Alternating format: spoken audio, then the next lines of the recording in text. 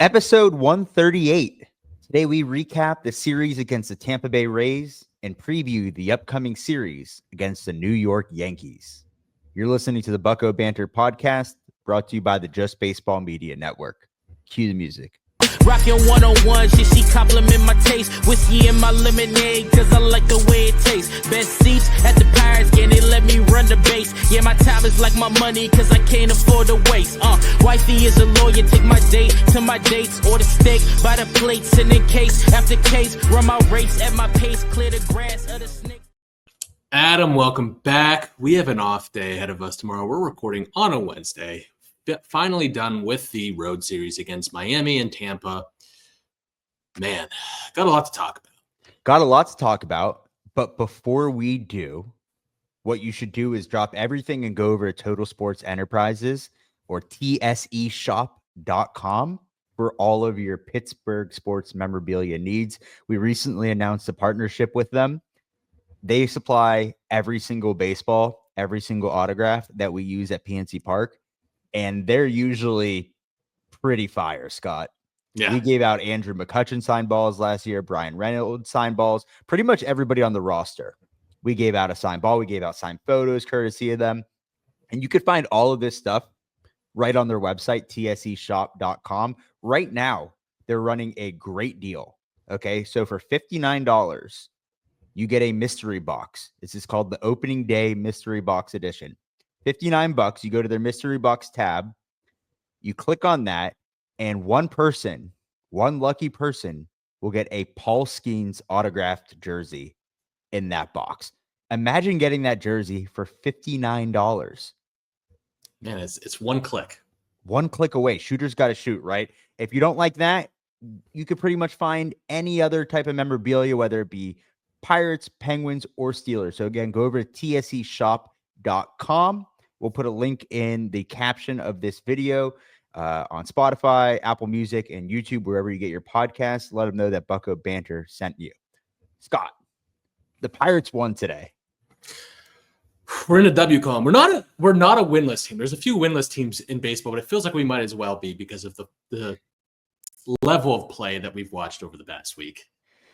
The level of play has been absolutely excruciating to watch. Like, I cannot think of a better word to use. Like, eye gouging, like mind numbing baseball at the lowest level that is Major League Baseball. No, I tweeted this out today when I was watching it from my phone at the office. Zero fundamental awareness, man. Like, it's just like the little things aren't even being done well. And man, it's a hard watch right now. I know it's 162, and I know some people don't want to hear that, but it is. It's a marathon, not a sprint. I said this last week.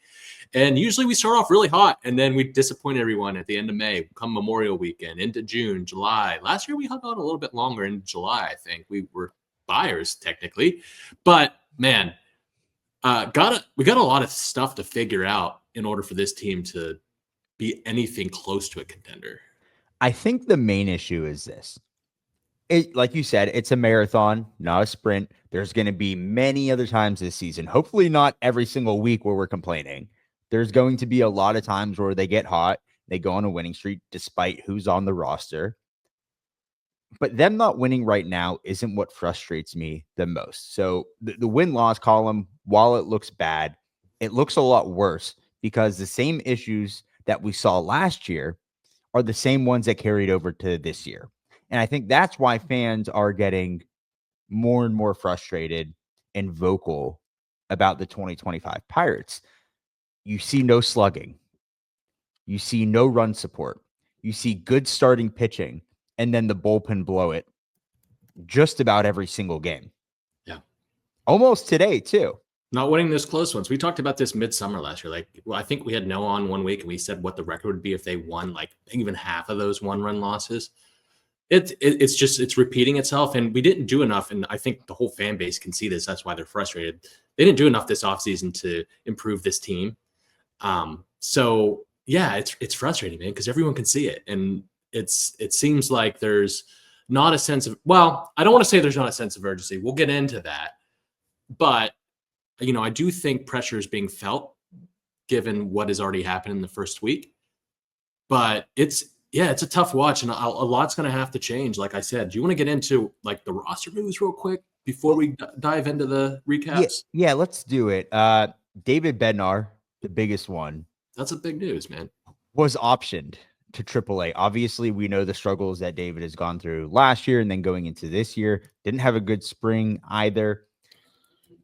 You got to feel bad for the guy, right? Like, this is a two-time All-Star, someone that is beloved in Pittsburgh, and it's hard to just flat out hate on somebody just generally for not playing well, but especially somebody who contributed so much and is going through the struggles that they are now. This is the right move. And I think our friend Jim Rosati said this on NS9. He's just got to see the ball go through the hoop. Like, you got to get him in some type of rhythm, have some type of success repeated for an extended period of time where he gets his mojo back, and he just didn't have it. And it was very clear. And I think you tweeted it maybe 2 days into the season. Like, we can't keep putting him out there in high leverage situations. It's very clear he's not there. And I think we said this last episode too, like Shelton saying there's no closer. Bednar's not been named the closer, but he was very much so in that role. Like, he got 3 out of the first 4 ninth innings, right? And I think it is the right move. I think this is a move. When I say that there is a little bit of pressure being felt, where there might be some sense of urgency, like, they wouldn't have made this move last year. Okay. They would have written it out. They would have said, he's underperforming. There's improvements coming.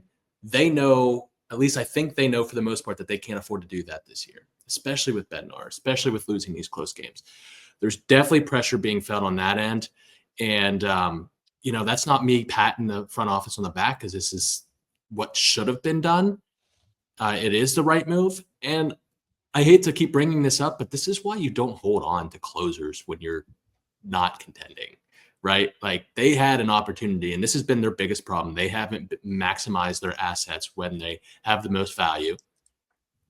And this is why the Reds have been able to turn around some players and get some big names. This is why other teams have been able to acquire big talent, future talent, because they maximize their assets. We have not done that. And we haven't had that many assets to garner any kind of a return. But David Bednar would have gotten you back a pretty big return when his All-Star season. Right. So hopefully, hindsight, man. Hindsight. Like, I hate to keep saying that. Just a reminder that that's why you don't hold on to premier All-Star closers when you're not contending. You don't need a closer. You just don't. Yeah. Careful who you fall in love with. Yeah, I don't care where he's from. I don't care if he grew up in the North Side, dude. Like, you don't need him. So it's a fun story, man. 35th round pick or something like that out of Lafayette from Mars. It's a fun story, but I definitely think they messed up here, and hindsight's 2020. But in the meantime, the corresponding moves, they DFA'd Jason DeLay. I don't know if he'll get picked up or not. And then they also they promoted Thomas Harrington. Make sure I have my verbiage correct there. Thomas Harrington, number 78 prospect in all of baseball, according to Just Baseball's list, and the number 3 in the Pirates system. He debuted on Tuesday. We'll get into that. They also acquired Alexander Canario from the Mets for cash. Real quick, Canario is an outfielder, corner outfielder, power, speed, potential. I'm interested. He has no options left, so you'd have to think that Bay is the corresponding move. Does he have options left, Bay?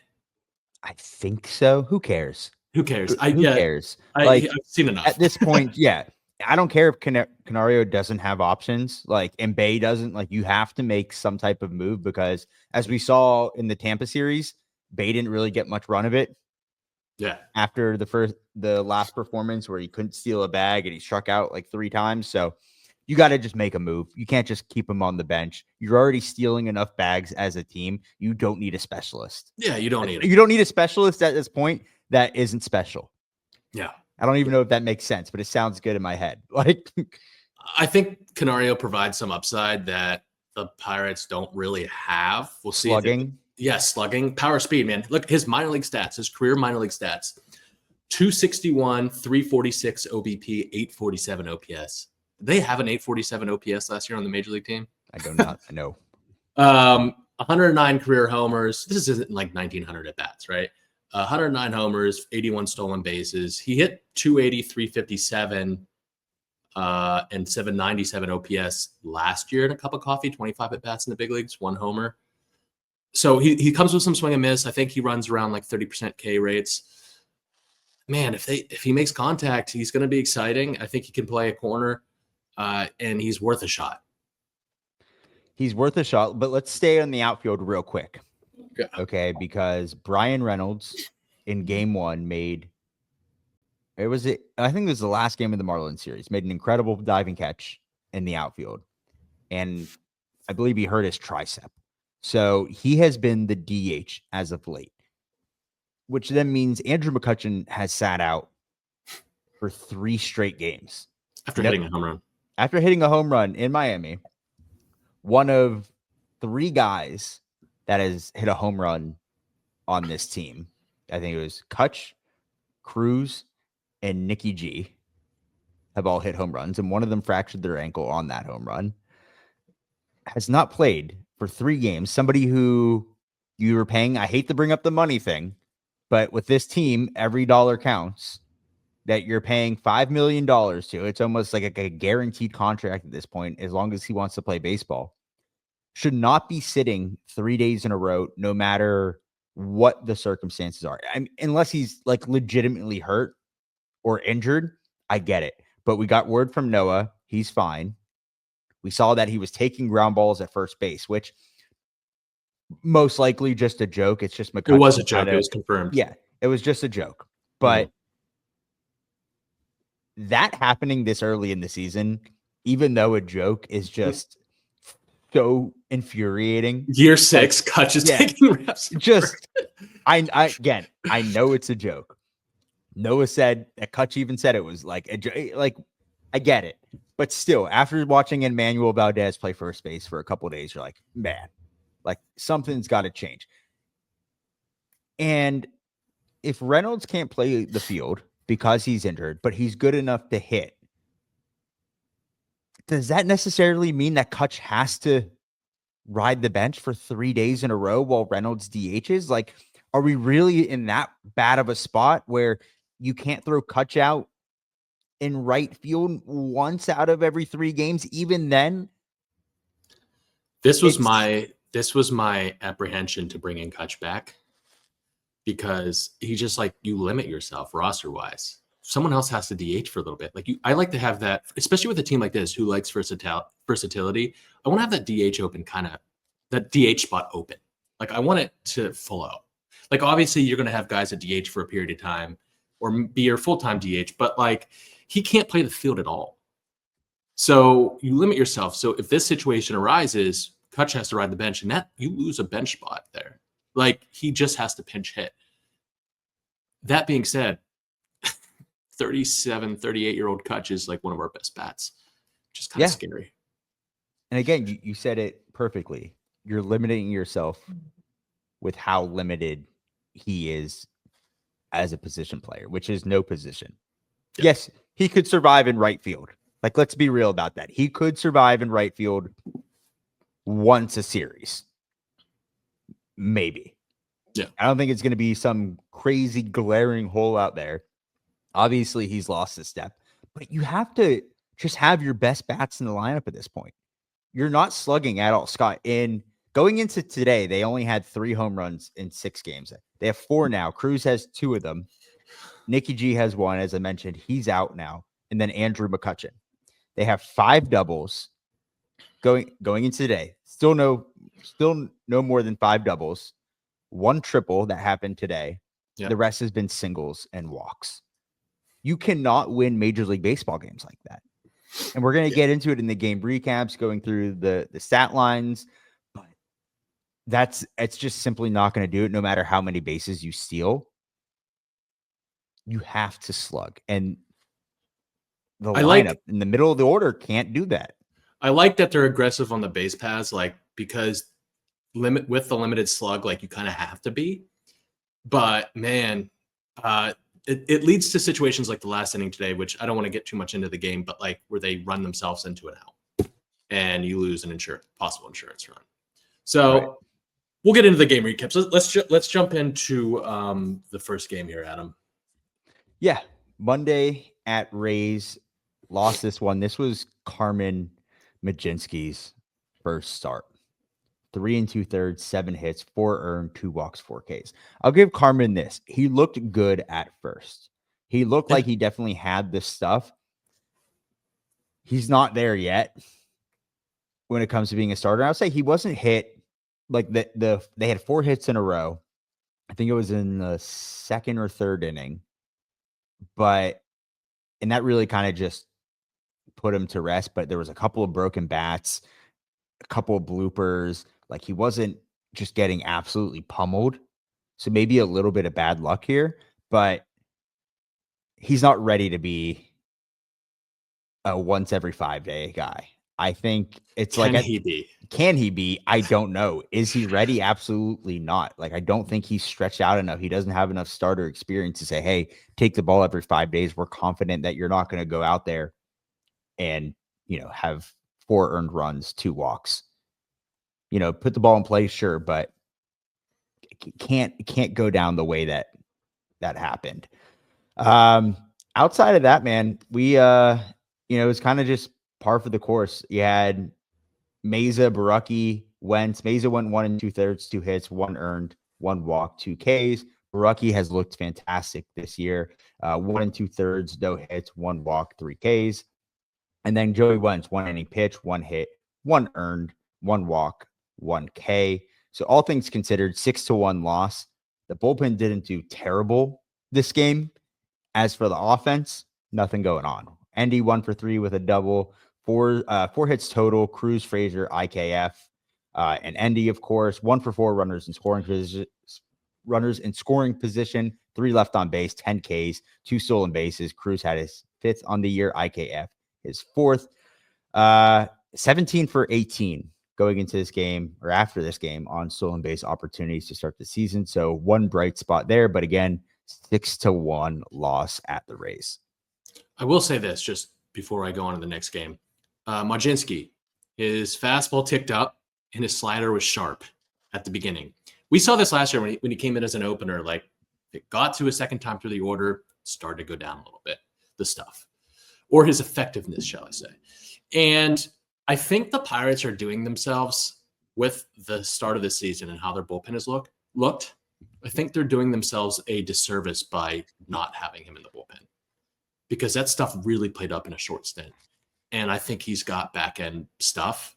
I know he wants to start, but you got to do what's best for the team here. So it's food for thought. I don't know what they'll do if Harrington's going to be short-lived here, but yeah, I mean, we'll get into Harrington in just a second, but I do agree. I think Majinski has to go back to the pen because Holderman has not looked good. Yeah, he has been an absolute problem where he might need the Bednar treatment. It's gotten to that point where I've been a Holderman defender for a long time. It's either you got to pitch him in like up 11-1. Yeah, up 11-1 or like the 5th or 6th inning. Yeah. But we cannot keep throwing him out there in 1 to 2 run games. Yeah. Because the same thing is happening to the point where it's a mental issue. Most likely at this point where he just can't find the zone. He's either walking guys or leaving sliders right over the dish. So it's either get him back in AAA and work through some of these issues and possibly get somebody up like Burrows, who looked good in his first outing down there. You have options, but Majinski is a proven option at the back end of the pen. So like, go with what has worked. Yeah, no, absolutely. I couldn't agree more. Tuesday, this one got ugly, man. 7-0 loss. Fortunately, this was Thomas Harrington's MLB debut. You kind of question why wasn't he just in the rotation to start the season, but whatever. He went 4 innings, 7 hits, 6 earned runs, 4 walks, 2 Ks. Gave up a home run to Brandon Lowe. Had 9 whiffs. You could tell there was nerves, like very much so, especially in the first inning. The second inning was much quicker, but there was definitely nerves going into this one for him. He is a command guy, and he lost command of a few of his pitches there throughout his first outing. I hope they give him another chance and we see him again, because I want to see him at home, or I want to see him at least one more time to get those, first game jitters off his shoulders. But went to Justin Lawrence next. He threw an inning, no hits, 1 walk, 2 Ks, looked solid. Caleb Ferguson, who's probably been our best reliever, almost him and Urbarucki, went an inning, 1 hit, 1 walk. Wentz went an inning. He has a 2.25 ERA to start the season. Santana went an inning, 2 hits, 1 earned run. Not much offensively, man. They didn't really have Reynolds and Hayes went 2 for 4, but no extra base hits. 9 hits total, 0 for 4 with runners in scoring position, 7 left on base, and 15 Ks. Man, Shane Boss, the player to be named later. First of all, he looks like he's seen stuff, but yeah, he is. I thought I looked older with my gray hair. Man, he does not. If I look that way at 25 or however old he is, shit. He's been through a lot, man. He's been through a lot. But he looked good. Yeah, he dealt. Real quick, Cruz has continued to struggle with the small stuff in center field. Again, we had a error on a ground ball that he bobbled that allowed a guy to move to second base, and then that guy subsequently scored. So same situation, different type of error. The first couple was him trying to come up and fire with 2 outs where the runner is obviously going to score on a single. Same thing here. 2 outs, takes his eye off the ball, bobbles it. Guy on what should be a single 100 out of 100 times in Major League Baseball ends up moving him to second. So again, we got to clean this stuff up. It's the small things. Just no urgency, like all around as a team, man. Like you mentioned it earlier, just something is not clicking. There's no go. There's no pride, it seems like, in taking a step forward. I know it's early, but this one was brutal to watch. And again, no Kutch 2 games in a row. Yeah. Depressing. And then today, Wednesday, 4-2 win. Skeens Day. Happy I got this one. 7 innings pitched, 3 hits, no earned, no walks, 6 Ks on 102 pitches, 72 strikes, 13 whiffs. He was gassing it up today, man. There's points where he was down multiple times, 3-0 in counts, and just worked his way back easily. No walks. This is what we're talking about. Every single time he goes out there, that should account for 20 wins on the year, at least. At least. It's almost a waste to not win a game. That he's going to give you something close to this nearly every single time.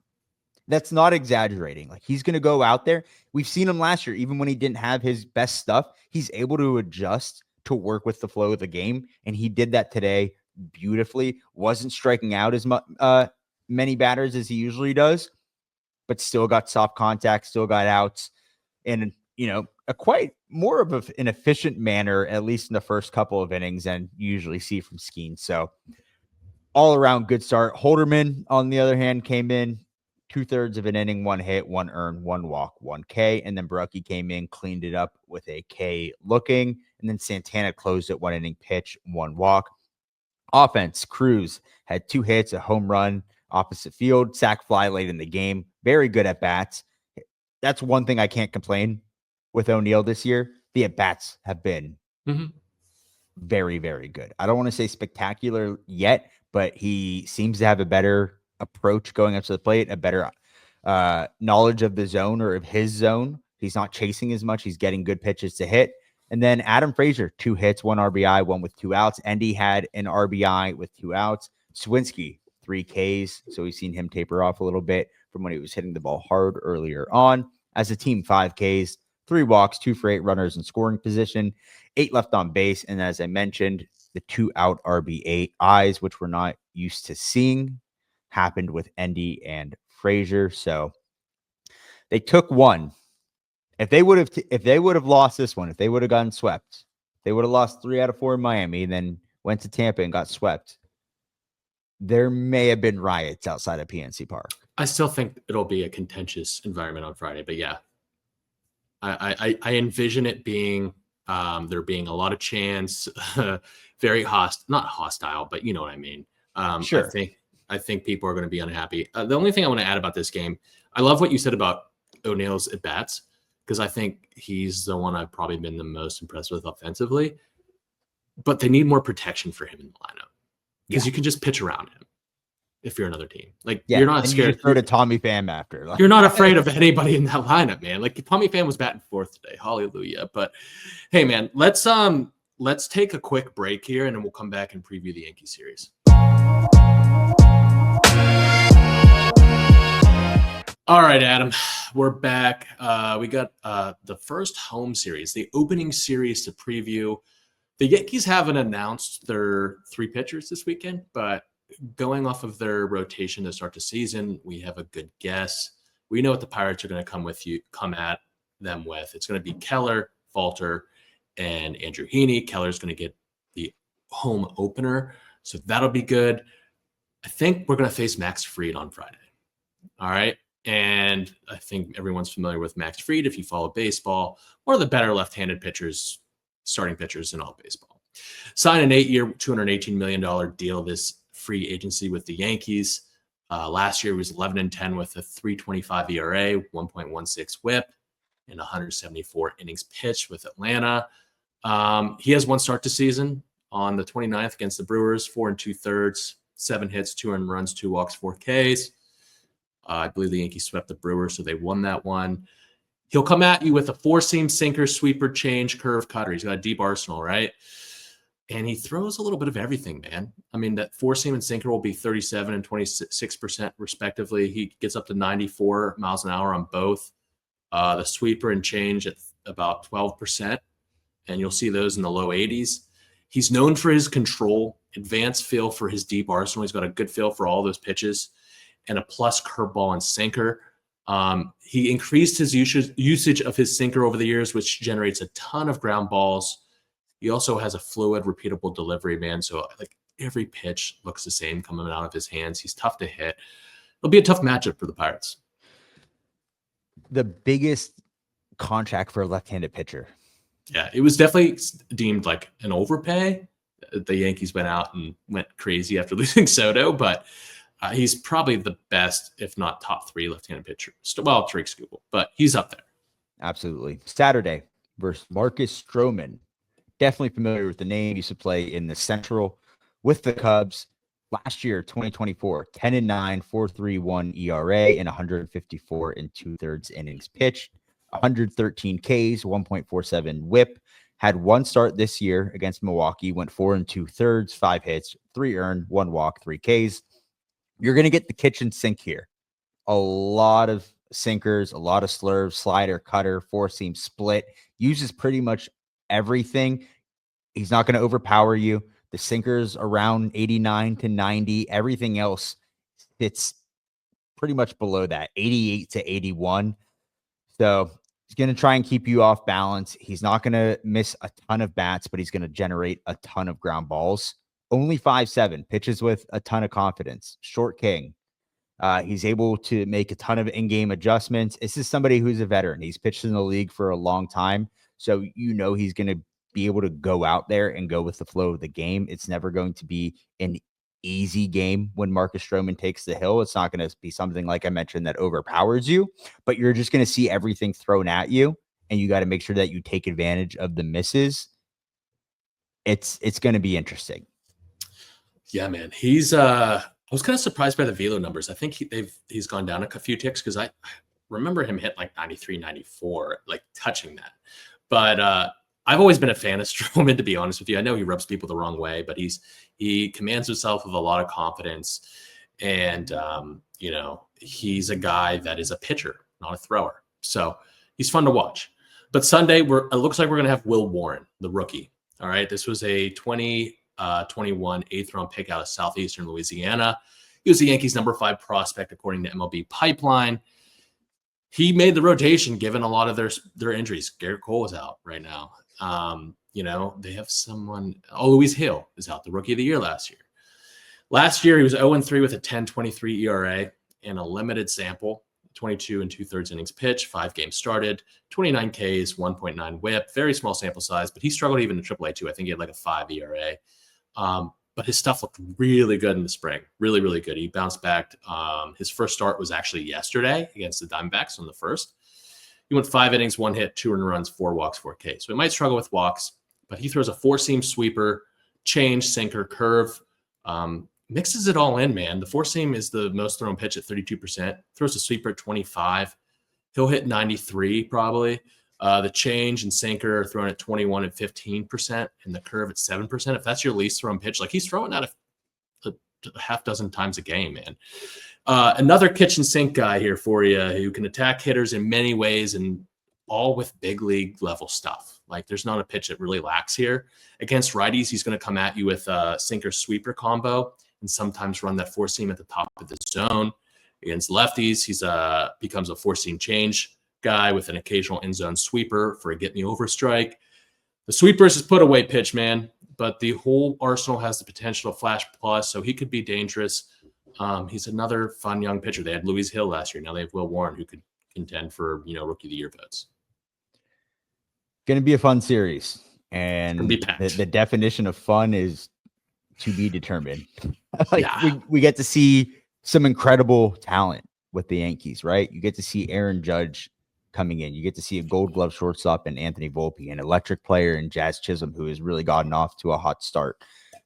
You're going to see some good pitching. You're going to see an overall good team and some torpedo bats.